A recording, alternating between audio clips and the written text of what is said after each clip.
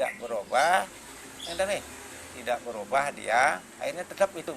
Akhirnya orang tuanya tidak bisa melarang dia. Akhirnya terjadilah perkawinan itu. Wes niko apa yang terjadi? Menjelang kematian, 3 bulan sebelum mati suaminya, dia sudah tahu, dia catat tangan, tapi suaminya tidak tahu. Nah, suaminya tidak diberitahu nih. Ya Satyawati yang dia tahu, menjelang 3 bulan kematian suaminya, dan setahun itu dia juga tetap melakukan tapa brata, menyucikan diri, mohon. Akhirnya 3 bulan tambah tinggi lagi. Percis pada saat akan meninggal suaminya yang masih mencari kayu bakar ke hutan, dibuntutilah dari belakang oleh istrinya. Dibuntut dari belakang. Begitu dia motong-motong kayu, motong-motong daun untuk kayu bakar akan dibawa pulang. Akhirnya mulai dia merasakan tidak enak badan karena menjelang ajal tiba puniki, tidak enak badan. Akhirnya didakat di sana. Kenapa kakak? Apa tidak enak badan? Saya pusing. Jadi pangkulah dia. Di pangkuan istrinya. Sebentarnya datanglah bayangan hitam, gelap, besar, membawa keranjang, membawa tali. Diambillah atmanya, rohnya si Satyawan ini diambil. Nah, terus jangan diambil. Wahai engkau Satyawati, ini suamimu luar biasa, orang suci, orang baik. Makanya saya, Betarayamu tidak mengutus prajurit, saya yang langsung menjemput dia ke sini untuk diadil karena waktunya di Matyapada sudah habis. Nah, akhirnya dibawalah rohnya, matilah dia. Ditinggalkan oleh Satyawati, diikuti ini Sang Hyang Yamu diikuti dari belakang. Weh Satyawati, kamu tidak boleh urus mayat suamimu di sana, jangan ikut saya. Tugas seorang istri adalah mendampingi suaminya, tidak boleh pisah. Betarayamu, sekarang saya beri kamu, ya, kamu jangan ikuti saya beri kamu 4 anugerah, saya beri kamu, jangan ikuti saya, urus semua. Ya sepakat, apa yang kamu minta 4 anugerah itu saya akan berikan. Mintalah dia 4 anugerah dia minta. Pertama saya minta, Betarayamu, Yama Adipati, saya minta pertama, mertua saya yang buta laki perempuan agar sembuh. Nah, mertuanya dimintain dulu, tidak dia. Tidak suaminya biar hidup, tidak dia. Mertuanya. Inilah kewajiban seorang menantu, selalu berbakti kepada mertua. Ke depannya, ini yang selalu, Oke, saya akan sembuhkan. Yang kedua, kembalikan kerajaan mertua. Sebelumnya sebenarnya mertuanya itu seorang raja, tapi dikalahkanlah oleh ini pasukan-pasukan iblis. Diambil kerajaannya, dia jadi buta karena iblis. Oke, kerajaan itu akan kembali. Terus berikanlah orang tua saya, orang tuanya sendiri pun ini, Raja Asaman itu diberikanlah dia putra, ya Betarayamu. Oke, saya akan berikan putra sesuai dengan permintaan. Terus yang keempat, jangan orang tua saya saja yang diberikan putra, saya juga diberikan putra. Ya, saya berikan kamu putra. Ketawalah si Satyawati ini. Hahaha, kenapa? Betarayamu kurang teliti. Bagaimana saya punya anak kalau suami saya mati gitu ya? Konsekuensinya kan harus hidup suami saya baru saya bisa punya anak gitu. Akhirnya dihidupilah suaminya itu. Nah, ini perjuangan seorang istri yang setia kepada suami. Hiduplah sampai umur sampai aja. Ini ilustrasi cerita. Jadi peranan seorang istri sebagai menantu, sebagai apapun itu luar biasa. Makanya di mana kita itu menjadi menantu, tolong dijaga dengan baik martabat keluarga. Dengar-dengar, itulah cerita-cerita yang menggirami bahwa perkawinan itu perlu diteliti, perlu mencari pasangan yang tepat, tidak sembarang asal-asal kawin, bener nih. Nah ini, jadi dengan demikian makanya perkawinan itu akan memberikan dampak yang luar biasa sepanjang, sepanjang itu bisa dilakukan sesuai dengan ajaran-ajaran kitab suci. Jadi semua banyak tuntunan-tuntunan leluhur itu. Dan bahkan kalau di Bali itu berlaku puniki. Kadang-kadang menak beling, hamil, nak mai sing tadi mencukur. Kadang-kadang ampun kedan wenten nak napi watan niku nak ngelagae mendiop beling sing tadi. Apa maknanya? Jadi bayi yang dalam kandung itu perlu pendidikan, tidak boleh dengar suara guru. Nanti begitu sifatnya.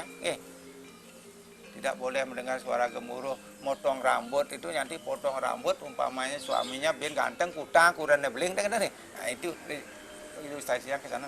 Nah jadi semua yang menjadi tapi ini kok menjadi pantangan-pantangan itu sepanjang dilogikakan bisa kita ikuti saja nah niki dilogikakan saja ikut. Nah kembali sekarang kepada masalah perkawinan. Kalau perkawinan itu seperti Ratu sampaikan tadi ada 3 kali perkawinan dalam seorang nikah. Pertama yang ditemukan pertama adalah mana. Samana pun ini sama artinya bersatu, mana artinya pikiran. Antara lumani niki ketemu dengan pikirannya nyatu dia cocok tahu ketemu.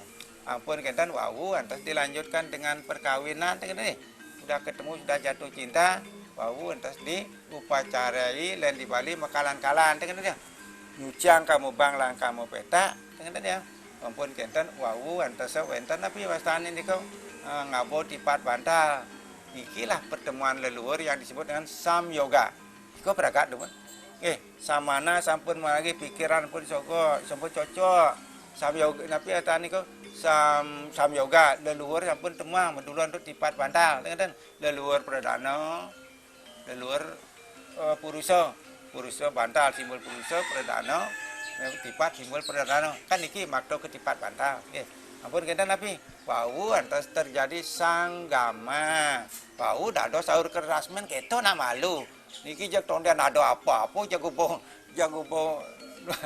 niki lah fakta. Bagaimana kalau kawin umpamanya dengan yang hamil, nanti bisa terjadi. Berarti kan dua jak kawin nih nak di tengah pasang bin mesin nih, popopin begede mau lahir nih Kalau dia perempuan nanti dia bisa cemburu sama ibu karena dia milu kawin jak bapak nih, dalam kandungan nih. Kalau dia laki cemburu jak ibu nih, niki ilustrasi mantap niki untuk menghindari hal itu terjadi. Niki napi nasihat itu nak lingsir puniki tapi karena situasi kondisi lalu pepas masih muput nganten beling nih tidak bisa dihindar luar biasa malah zaman majuan niki ampun kawin ampun kita ngara dewasa puniki dewasa kawin pun kita ngalih dewasa lahir pun hari napi becek kelahir karena mungkin kan tidak tergantung dari kelahiran napi ada niko manual niko kelahiran biasa sesar niki anggon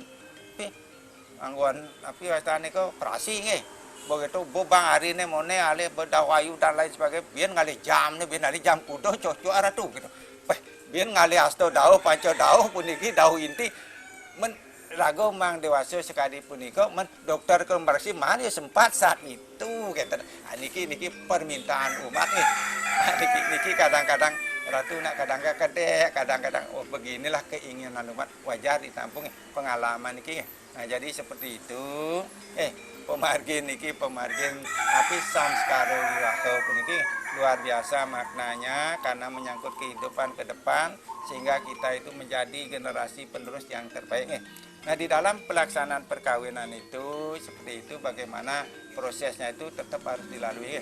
Nah sekarang seperti yang Dorisi sampaikan tadi bahwa ada proses pemberian nama, mungkin nak bangun lahir sampun nganggo nadan karena masalah administrasi dan kadang-kadang kelahiran itu pun juga banyak sekarang yang berbeda merubah otoan niki sering karena waktu Masehi berbeda dengan waktu Bali itu ngon paukuan kalau pada waktu Masehi ini kok dari jam 00 sampai jam 00 kalau Bali ini kan 06 sampai 06 besoknya kadang-kadang dia lahir jam 1 pun dimasukkan hari besoknya untuk Masehi jam 1 kan berliwat 00 padahal kalau menurut ini kan masih hari itu masih hari kemarinnya banyak yang berubah itu yang belum dipahami bisa itu dilakukan bisa Quentin merubah gitu nah ini fenomena yang berlaku di masyarakat jadi perlu dipahami itu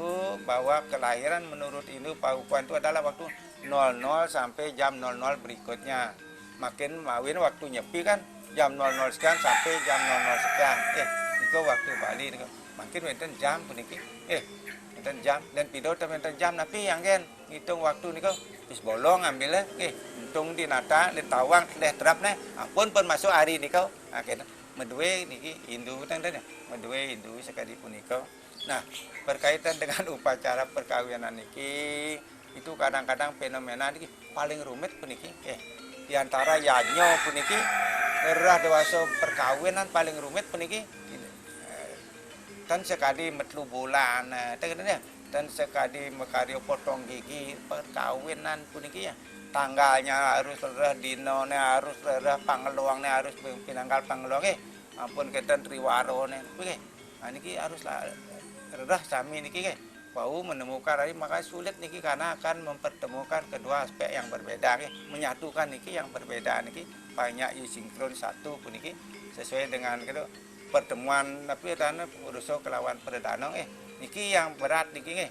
Kadang-kadang kalau memang sudah tapi waktunya puniko ensing bang tapi apun beling gede harus kawin tapi dewasa tan wenten pun nak ngelah ten lindung karyana tapi banten ala yang dewasa nama daging ya mudah-mudahan mendulur untuk upakara sami-sami presiden memargi tapi lain dados untuk pangten ya wenten embel-embel wah upakara ala yang dewasa ala yang sasi nah kita sekali puniko.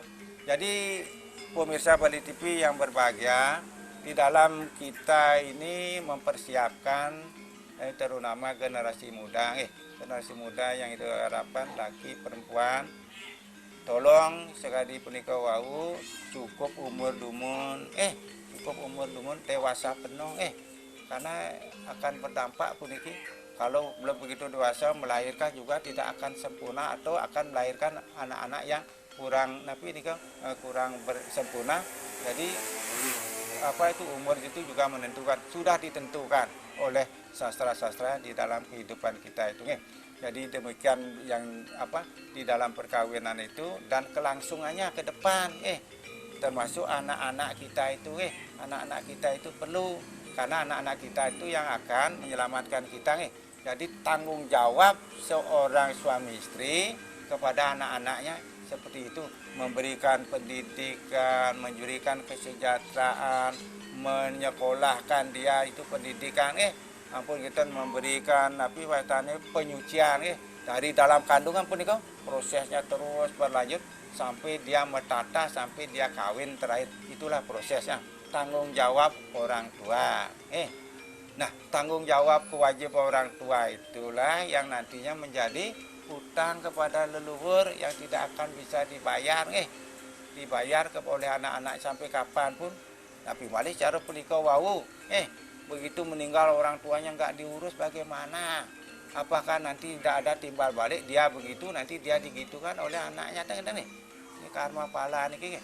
Nah jadi kalau bisa harapan idrisi kepada pemirsa Bali TV yang dimanapun berada, karena ini adalah merupakan tonggak untuk kita melanjutkan tahapan-tahapan kehidupan di dalam konteks vertikal di dalam konteks vertikal vertikal itu ke samping pun ada brahmacari, ada grihasto asrama, ada yang namanya napi wastani wanaprasto dan biksuko, itu konteks vertikal. Di dalam kehidupan di sini juga, di kehidupan kita di alam semesta ini di Madyapada juga ada catur warna dharma. Niki konteks vertikal niki ke atas niki. Napi niku brahmana, kesatria, wesya, sudra. Nah niki konteks vertikal niki. Kalau bisa ini diterapkan ya jantan sampun becik ada jaga dan ngelar brahmana napi patutne tugas dharma dan dados kesatria napi patutne tugas dan dados wesya napi patutne dan dados sudra napi patutne panten tumbang tindih kesatria ngambil tugas brahmana meyanya ya. Ampun wesya ngambil tugas kesatria ya. Niki sampun papahan puniki manut slokantara puniki brahmana ngaranna wipra niku artine pemupet. Brahmana ngaran niku metu saking lelata Sang Hyang Siwa. Jadi Brahmana itu lahir dari jenana Sang Hyang Siwa niki, dari jenana pikiran niki mawin tugasnya mempelajari Weda puniki, mempelajari Weda ampun meyanyo muput yanyo ngeten. kalau kesatrio metu saking bahu kiwa tengen Sang Hyang Brahma. Kiwa tengen artinya dari tangan Brahman itu muncullah kesatrio. Kesatrio dalam konteks raja. Dan mungkin ampun dan kali zaman kerajaan Guru Wiseso mungkin tapi je tingkat niku apakah kelian dan lain sampai ke bupati presiden itu kesatrio kesatrio dia cuma memerintah dengan menunjuk mantan dengan menunjuk mantan perintah melalui tangan dengan dia ampun mantan Wisyo niku adalah pedagang pedagang itu dia yang mengirim mereka menyampaikan apa bahan-bahan makan dan presiden hidup ampun kenten sudah petani kan petani niki dan daerah di kenten tapi adanya dianggap sarido Brahmana ring Prabu kesatrio ring bau kan napi wastane Wisyo ring waduk Sudra ring taki niko di konteksnya seperti itu nah makin sekali punika wau bukan dalam konteks kasta makin nu dadi gubernur sampun siwas nu dadi niki konteks pemerintahan jadi tetap nah tugas makin sekali punika kesatrio raja yang dalam konteks sekarang adalah pemimpin-pemimpin niko cuma mensejahterakan rakyat mensejahterakan rakyatnya menjaga keamanan patuh secara Jokowi bagaimana dia menyelamatkan rakyatnya di dalam COVID sekarang ini dengan segala cara dia lakukan dengan memberikan apa itu macam misalnya bantuan dengan memberikan dana agar rakyatnya selamat sejahtera. Iki tugas kesatrio nah niki tugas kesatrio puniki. Nah kalau tugas Brahmana yang muput yanyo sekali punika wau Brahmana ngarana Wipro sekali punika dan Brahmana itu tidak aja mempelajari Weda, banyak lagi tugas seperti yang Aido Resi sampaikan tadi. Apakah itu penadaan upodeso, apakah itu petitan dan lain sebagainya, dan memberikan dana punyo juga bisa itu dipakai. Nah, jadi semua itu adalah tuntunan-tuntunan. Jadi bagaimana bahkan sekali nanti napi wastane ko ring Ramayana sana senang mekawin mesti uning niko Brahmana kesatrio padulur jatine paras paro sarpenanya dengar ya wiku tanpa nato ya ilang nato tanpa wiku ya sirna haken nih ini harus bergandengan puro itu bagawantonya kerajaan sebagaimana Sang Dasarato Dasarato menjadi raja yang sangat terkenal bijaksana karena bakti kepada Tua Ido Sang Widi baktikan leluhur sareng memperhatikan kesejahteraan rakyat baik niki mudah-mudahan dengan Ido Nadingsir memberikan pemahaman tuntunan tentang Brahmo Giri Hastio Asrama dapat menjadi bahan pertimbangan bagi generasi muda pemirsa Bali TV yang berbahagia umat sedharma. Dalam konteks ini kesimpulan daripada Dharma Wacana hari ini dapat Ido Resi sampaikan bagaimana generasi muda memilih pasangan itu sehingga akan dapat melahirkan memiliki sifat-sifat mulia yang akan diturunkan pada keturunannya kelak dengan sifat-sifat mulia, sopan santun, budi pekerti yang luhur sehingga akan dapat memberi kedamaian kedamaian di dalam suatu keluarga itu yang diharapkan kedamaian dan kebahagiaan seperti dibilang dalam kata malam gelap itu hilang karena hadirnya bulan satu bulan bukan karena ribuan bintang begitulah anak yang sutra akan menyelamatkan akan membuat terang keluarga itu sendiri